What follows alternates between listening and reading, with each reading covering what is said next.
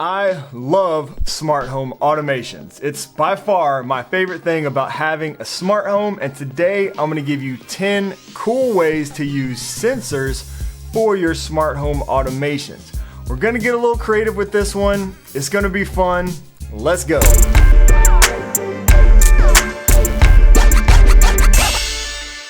Yo, what's up guys? Thanks so much for joining me today. My name is Shane and this channel is all about building an easy smart home using Apple's HomeKit with new videos published every Sunday right here. So building a smart home is fun, but you really don't want to have to take out your phone or maybe even talk to your smart speaker every time you want to turn on the lights or make things happen. That's what I love about automations. Things just happen. And a great way to automate your home is by using sensors. Today, as always on this channel, we're talking specifically about automating using HomeKit, but these ideas and concepts should pretty much apply regardless of what platform or sensors you're using. Today, I'm going to be using Aqara Sensors for all of my automations.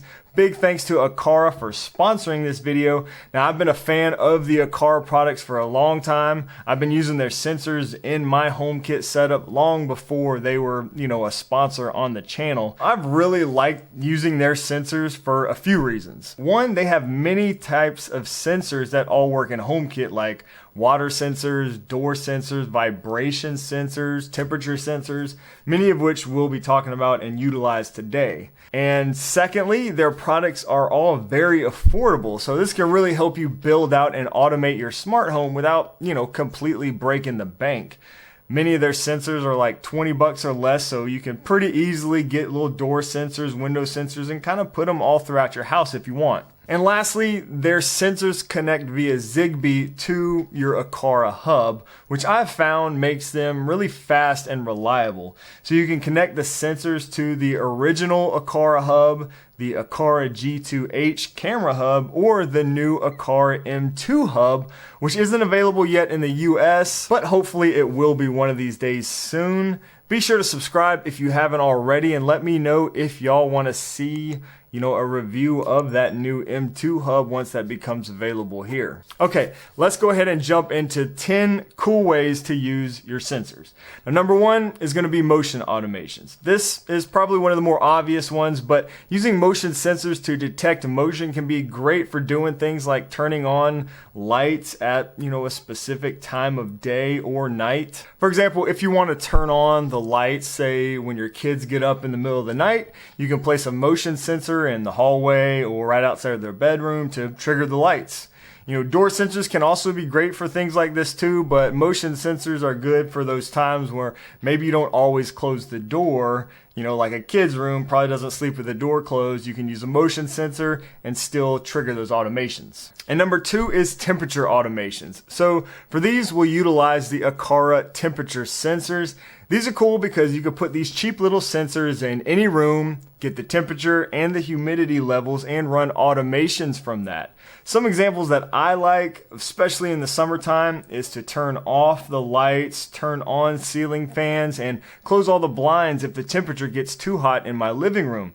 So I have lots of windows and we get a lot of afternoon sun that can really warm up the house in the summertime. So this is a great automation when it just starts to get too hot because of all those windows. And also this room right here's temperature actually gets a little different than the rest of the house. So I usually set an automation to simply turn on a fan using a smart plug if it gets too hot in this room. And I can do that with those Aqara temperature sensors. And number three, make your mailbox smart, sort of. Now with this one especially, but any of these really, you will want to make sure you are within reach of your Aqara hub, in order for this to work. Now, I've never really had much issues with the range of my Aqara sensors, but obviously if you're putting one in your mailbox, it might be pretty far from that hub. So just make sure it'll reach and still maintain a good, Zigbee connection to the hub. Now you can use a contact sensor, or you can even use the Aqara vibration sensor, which we'll use for a few of these automations here today. I really love these because they give you even more flexibility in your automations. And I think these might be the only vibration sensor that I'm aware of that works with HomeKit. Now, if you use the Aqara app, you'll actually have even more options with the vibration sensor. For example, you can run automations with this based on not only the vibration, but the tilt and drop. So if you put one of these on your mailbox door, you can create an automation in the Aqara app to send you a push notification saying, you've got mail when tilt is detected. Now, HomeKit can only read the vibration, as motion, basically. It actually sees it as a motion sensor, but this still works for your HomeKit automations. For example, you could turn on a certain light, blue or green or whatever, or have your HomePod give you an announcement when it detects motion. You've got mail. You've got mail. Now, I made a video recently showing you how to make those custom Siri announcements on your HomePod, and I'll put a link to that in the description below if you want to check that out. Now, number 4, make your dumb washer and dryer smart. Now, there are a couple ways to do this. If you have a smart plug that supports power monitoring, like the Aqara plug, you should be able to accomplish this using one of those third-party HomeKit apps. Now, you do just want to double check to make sure your washer doesn't exceed the max wattage that your smart plug is rated for. Most modern washers, this shouldn't be a problem, but it is something to keep in mind. So anyways, I use the controller for HomeKit app. Now you might want to run a cycle first with the app open just to monitor the power usage while it's running, so you know kind of what the levels are that you can use in the automation. Now once you get an idea of, the low range that it runs during the cycle, you can just create a new automation that says if the current power drops under that low level, say between 0 and 3000, for example, then execute your scene. You can turn lights a certain color, play a sound on your HomePod, whatever. Unfortunately, I couldn't find a way to use the Aqara app to create automations based on the power consumption, so it doesn't appear that I'll be able to send myself one of those custom push notifications through the Aqara app, which would have been cool. But nonetheless, you can still utilize that power consumption and create HomeKit automations using one of those third-party apps, and this works great. Now your dryer might be a little more difficult since many dryers run on a 240 volt outlet like mine. If that's the case, you can try using one of the Aqara vibration sensors that I mentioned earlier. Another option could be to use a door or window sensor on the actual dial if you have one of those. Then a simple automation that says when the contact sensor is closed, turn your light green or blue or whatever. The cool thing about doing it this way is that you can also create an automation in the Aqara app to send you a push notification every time the sensor is closed. Number 5, a glass break sensor. Now, glass break sensors are pretty common with security systems, but I don't really recall any that are exposed to HomeKit.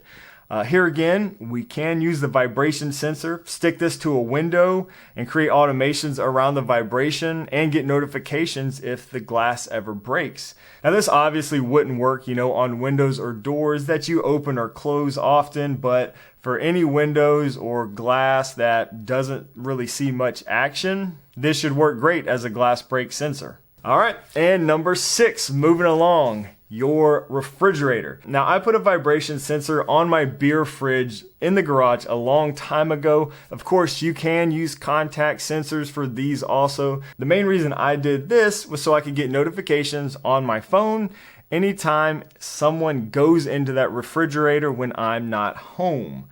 I do have teenagers around the house, so, just kind of a good way to keep an eye on things. And actually, if you're using an Aqara contact sensor for this, you have an option in the Aqara app to send you a notification if the door has been left open too long. So that can be pretty helpful, especially if you have young kids or maybe a spouse that forgets to shut the refrigerator door. Now, number 7, your doorbell. Okay, so Let's say you don't have a smart video doorbell yet, or maybe you live in a place where you can't install a video doorbell camera or something like that. Simply place the Aqara vibration sensor on your doorbell chime, and now you'll get a notification every time your doorbell rings. This one's pretty cool. I actually wish I would have thought about this a while back before I got a video doorbell. I did use the Aqara wireless mini switch as my actual doorbell for well over a year, and it did work great. But I could have just used this vibration sensor on the doorbell chime, and I could have got a notification and even triggered automations every time someone rang the doorbell.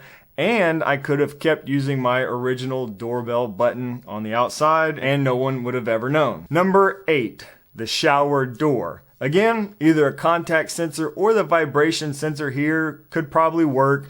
Turn on the lights or the exhaust fan when the shower door opens. This can be done with any HomeKit lights, or you could get some of the Aqara wall switches to control the lights or exhaust fan in the bathroom. So how cool is that? Create an automation when you open the shower door, the shower light comes on, the exhaust fan turns on, boom, you don't ever have to think about it. Number 9. Cabinets, drawers, and safes. Okay, this is kind of a bunch wrapped up into one, but basically any of these things can trigger automations or notifications using a contact sensor or one of those vibration sensors.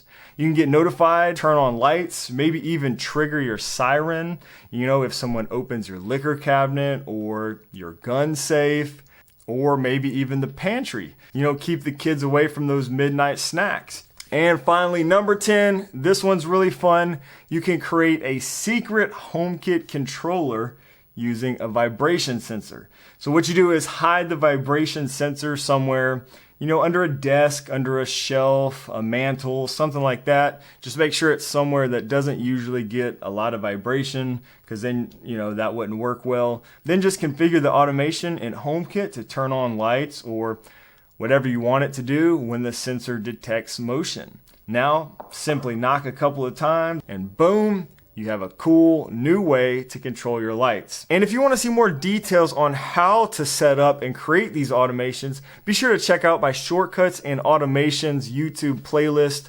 I'll put that right here. Thanks again to Aqara for sponsoring this video. I'll put links to everything we used in the description down below. I hope this video sparked some ideas for your smart home automations, and if so, smash that like button for me. Subscribe for new HomeKit videos every week. Thank you so much for watching, and until next time, we'll see y'all later.